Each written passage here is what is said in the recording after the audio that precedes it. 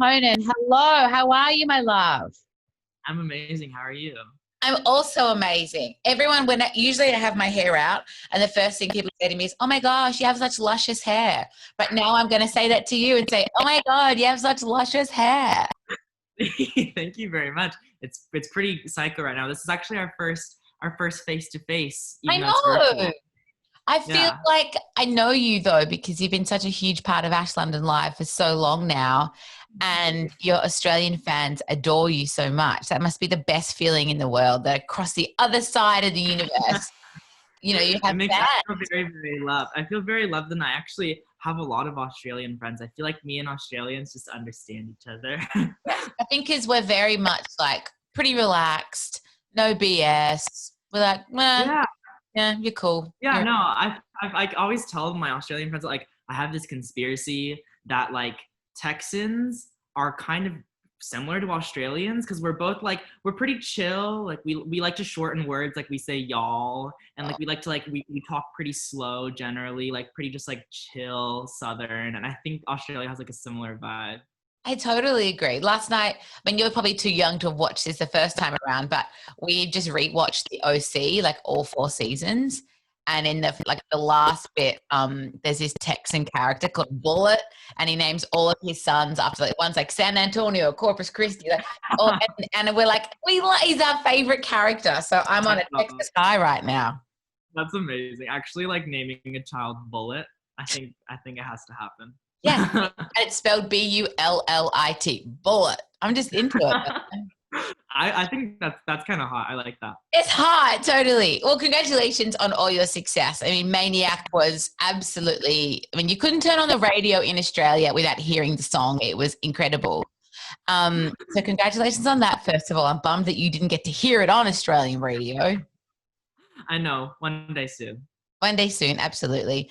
But Heather is like totally different. And I love that. And I know this isn't a new song for you, but I love that it shows a completely different side and a different sound, and that beautiful vocal is still there, but it is a softer song. So tell me about the Yeah. decision to put this baby out into the world. Yeah, well, I mean, so Heather was kind of like a song that I had wanted to write for a really, really long time. And when I was in high school, I had a crush on the same one person in all of high school. And that person did not have a crush on me back at all. Instead, they had a You crush know, at on the time, were you like, I know I'm never going to get this person, or were you like holding hope?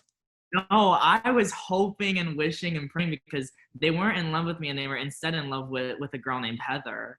And because of that, I was so jealous of Heather. But the truth is Heather was so sweet and so kind and beautiful inside and out. And so I couldn't ever justify like hating her, but it's about that feeling that I'd like was so used to. I'm so used to loving people and them not loving me back. It's kind of a compliment in the Conan Gray love life, so I had to write a song about it. That's a given of high school though. Like you have to love someone that doesn't love you back in high school. It's a rite of passage. Exactly, it was a rite of passage, and if it wasn't for all 4 years of high school feeling like I couldn't be loved, I would have never written Heather and been able to have the opportunity to do all these cool things and meet all these amazing people and fans and things like that. So it is what it is. It's water under the bridge.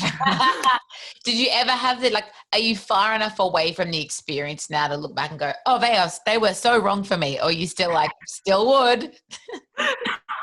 I mean, it's interesting. It depends on the day, but in reality, like wasn't that long ago. Like I was in high school, like not that long ago. That's very So, young. it's weird. It's weird. So much has changed though that now when I think about it, it's like how did that even happen? Like how did high school even happen? It's so weird to think about. Yeah. Wait till you're my age and you look back in high school as 16 years ago and you're like, I was a complete idiot. Oh my God. Yeah. I thought I knew everything. I didn't know shit. And you look back and you like are a completely different person. I'm definitely embarrassed of the person I was in high school. Let's just get that clear. I was such a mess. But I'm still a mess now, so who cares? I'm a mess. People probably look at me and go, oh, she's like grown up and married and her life's perfect. I am a mess. But you just got to own the messiness. As long as your mess doesn't hurt people and you're a total sweetheart, I know it wouldn't. As long as the mess is self-contained to like just you're totally fine. Thank you. That gives me inner peace. Darling. Not that we care about other famous people like giving us props for our work, but I mean, I love Taylor Swift and Taylor Swift loves you. And that's got to be a weird and wonderful and cool feeling when someone that, regardless of whether you're into their music, you respect because of how much they've done, you've got to be like, oh, damn. Oh my gosh. Well, Taylor was the foundation of all pop music to me. So to hear anything from her is such an honor. And I lost my mind. All my friends back home in Texas, we were raised like screaming her songs in the car. So it was just like such a surreal moment. And she's such a legend and has taught me like everything that I know about pop music. And so I'm so, so grateful. And so surreal and just like what an honor. Yeah. And what a great example of what I think is the coolest part is that like she's so genre unspecific now. And she has continued to just release music that she wants to. And her fans have stayed with her. And I think, and you can do that now, which I think is so exciting. And we've heard that, like Maniac was such a pop record, but Heather has that beautiful softness and people kind of love it anyway. So what's next? Are you going to do like a trap song or like a club? Get your booty to the ground, all my holes on the floor. I don't know. I'm just ripping it, Conan. I don't know. Yeah, I don't know if I have enough hoes in my life to write that exact line of yours. But my life is pretty dry right now, so I think I'll figure it out. Honestly, I think I try not to think too hard about it. I'm just like, however I feel in the exact moment, I'll write about. And it usually ends up being something very much that makes me sound like I'm an insane person. I feel like all of my top 2 songs are like, I'm crazy, I want to kill people. Like I don't know, like maybe that's just what people want right now. I understand. And what has life been like for you the past 6 months? Has it been like super creative, or are you giving yourself a rest, or are you just thinking about the future?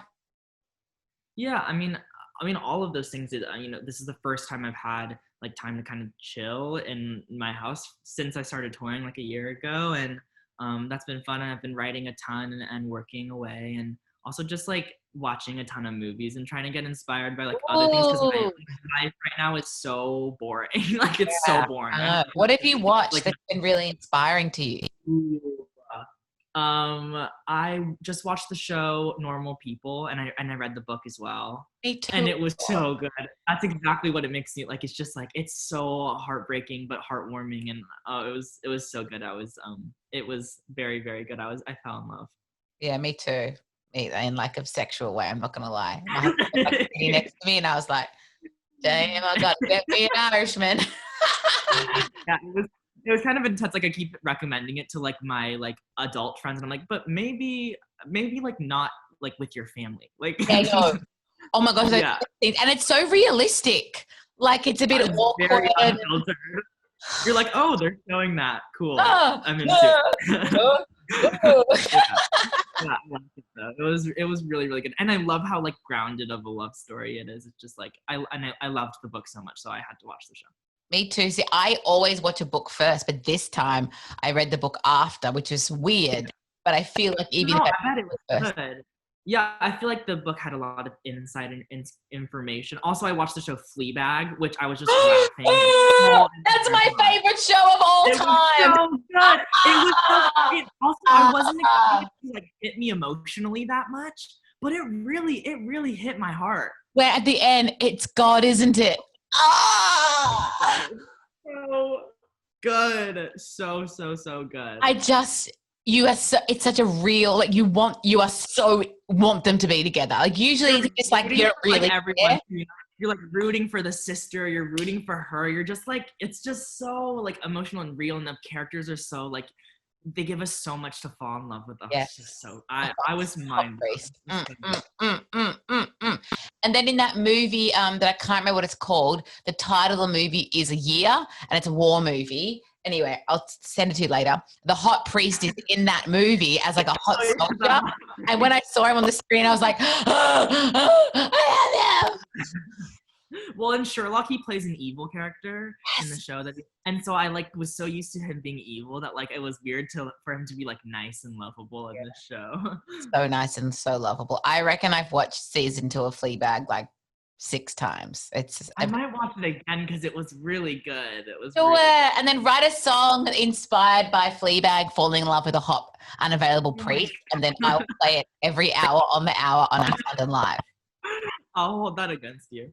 Well, my love, I'm so glad we got to meet face to face, kind of through a screen, and bond over your music and our mutual love of Fleabag and Normal People. I feel like, given your taste in movies and shows, we would be best friends if you lived in Sydney. We already are. I didn't want to say it. You had to say it. I couldn't say that. You had to say it. So I'll take it. Thank you so for much. being a sweetheart. Of course. Thank you so much. Bye.